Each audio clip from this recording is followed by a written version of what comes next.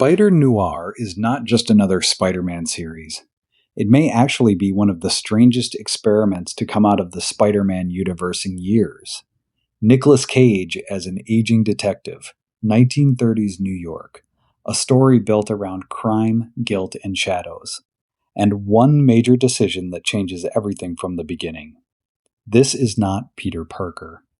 And that is where the mystery starts.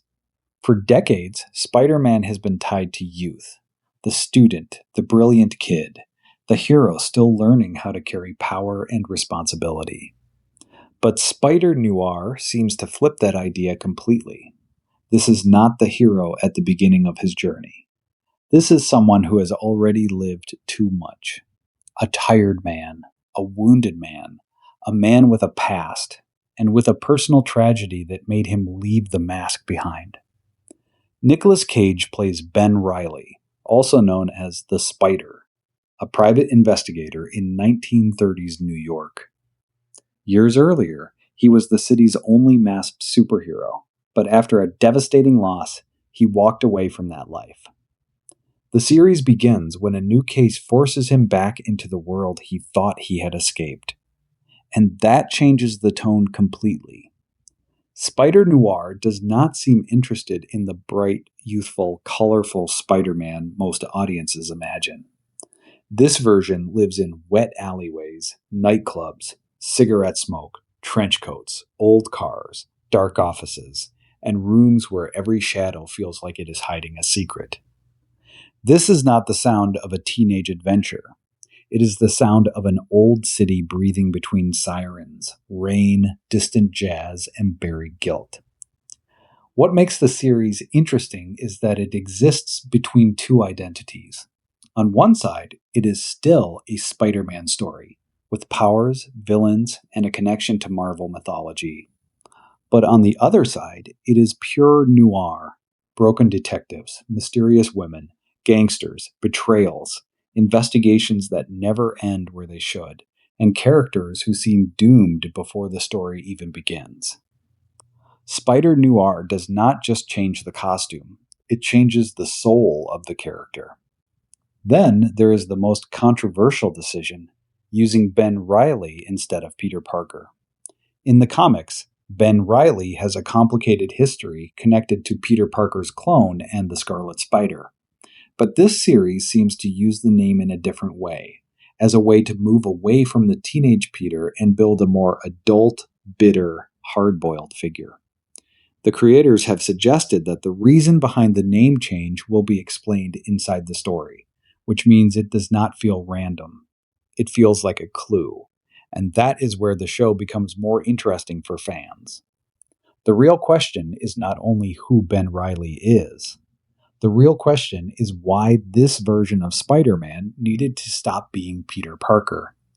Is it just creative freedom? Is it a way to avoid the expectations attached to Marvel's most famous version of the character? Or is it part of a bigger secret inside the series? Nicolas Cage returns to this world after voicing Spider-Man Noir in Spider-Man Into the Spider-Verse.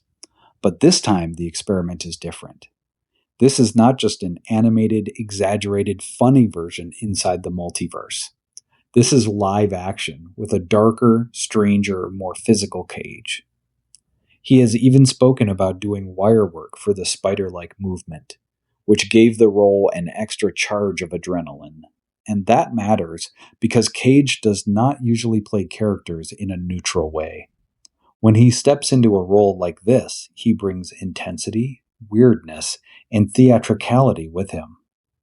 The cast also expands the world around him. Lamorne Morris plays Robbie Robertson. Lee Jun Lee plays Kat Hardy. Karen Rodriguez plays Janet.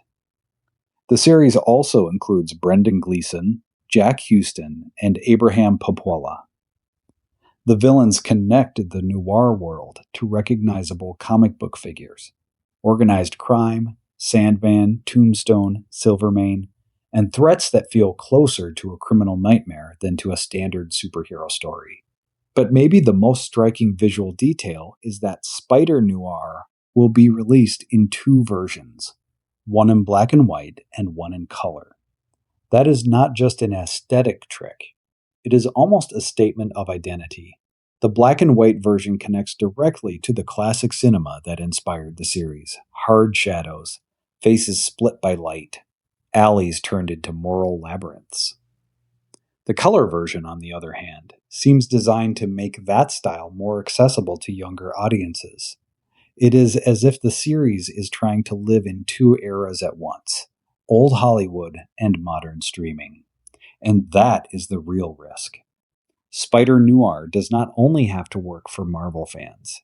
It has to convince an audience used to massive superhero spectacle, fast jokes, and connected universes that there is room for a slower, darker, older, sadder, stranger Spider-Man. A Spider-Man who does not swing from innocence, but from regret. The series arrives at a moment when the superhero genre badly needs variation. Audiences have seen countless origin stories, multiverse battles, and young heroes discovering their powers. Spider-Noir could work precisely because it moves in the opposite direction. It does not ask how a hero is born, it asks what remains of a hero after he has lost everything. The final Avance was released on May 19, 2026. The series premieres first on IMAGA Plus on May 25th, then arrives globally on Prime Video on May 27th, with all 8 episodes available. Behind the project are Oren Uziel and Steve Lightfoot as showrunners, with Phil Lord, Christopher Miller, and Amy Pascal involved in the development. The same creative world connected to the success of Spider-Man Into the Spider-Verse. That is why Spider-Noir is more interesting than it may look at first. This is not just Nicolas Cage wearing a hat, a trench coat, and spider powers. It is built around a much riskier question. Can Spider-Man still feel like Spider-Man if you remove Peter Parker, youth, color, and innocence? Maybe that is the real promise of the series. Not another hero learning how to use his power, but a man who already knows the power, already knows the fall, and still has to